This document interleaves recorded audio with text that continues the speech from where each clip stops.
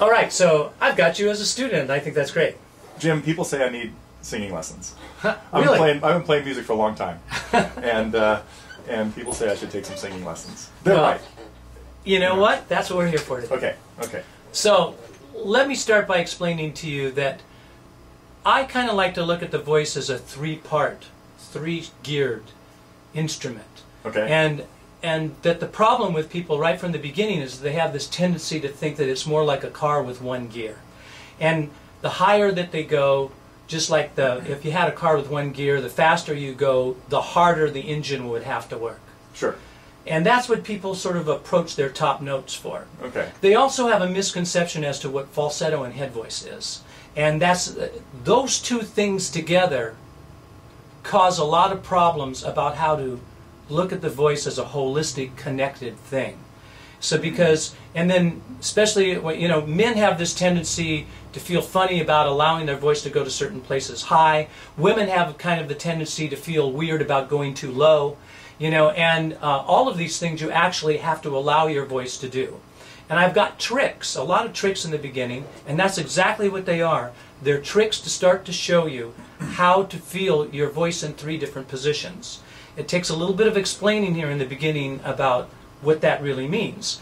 We can talk about resonators, and you've got two of them when it comes to singing, your mouth resonator and your nasal resonator. Okay. And I will explain to you right now that one of the problems also in singing within your full range and starting to get a better sound, it's all about air pressure and how the air pressure pushes up underneath the vocal cords. So if too much pressure builds up or you build too much heft, weight underneath by activating too much of your mouth resonator, you're not going to be able to carry your range and sing singy the way a good singer sings. It'll pull on your voice. And those things that I'm addressing right now are the beginning problems that I run into over and over and over again when I first have somebody come in my room and I start working with them. So I want to talk about chest voice, this strange thing called mix that we'll talk about, which is the hardest thing to understand, and then head voice. Now, it's not hard to understand when I explain it. Chest voice are your low bass frequencies and activating your mouth resonator, which we'll get in here in a minute. And the other, your nasal resonator, is your highs. Well, if you can bring more air through and sound through your nasal resonator, it'll pull some of the weight away from your mouth resonator, and when that happens, the air doesn't push as hard underneath the vocal cord.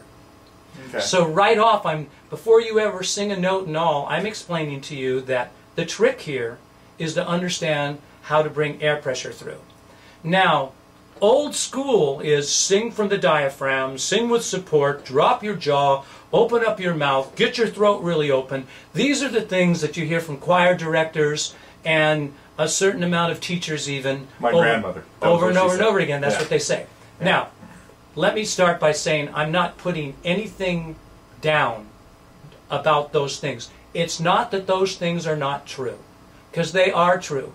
But some of them are even diversions that you don't understand. Sing from the diaphragm is code for trying to take pressure away from your throat. Okay. Because the truth of the matter is that you can't sing from your diaphragm any more than you can sing from the heel of your foot. That's not where the sound comes from, right? Yeah. There's no vocal cords down here. Yeah. There's not even any lungs down here. The lungs are really in our back here, and there's all kinds of organs in the way of those lungs in relationship to where you think you're singing. And even the lungs are just the air that generate the power.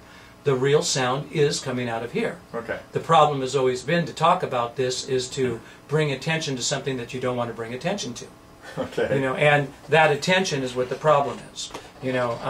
But I feel that I can bring attention to that and really show you where you're singing and say to you that the trick here is for me to give you sounds that start to show you how not to put pressure on the chords. Now, with all that said, I just want to get an idea of something. No pressure, just an idea of something. Okay. Sing that as an ah. Sing this as an ah.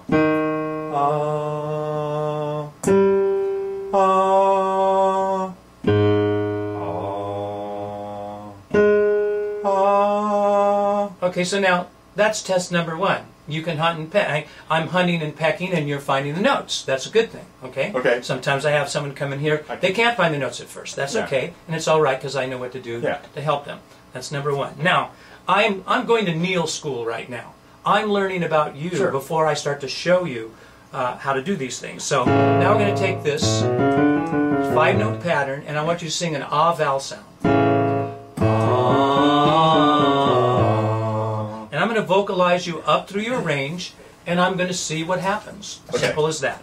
You just do what you can do. Don't hurt yourself, but sing as high as you can. Let your voice do whatever it does, and do your thing. Here we go. Oh, do water playing? Yeah, go ahead.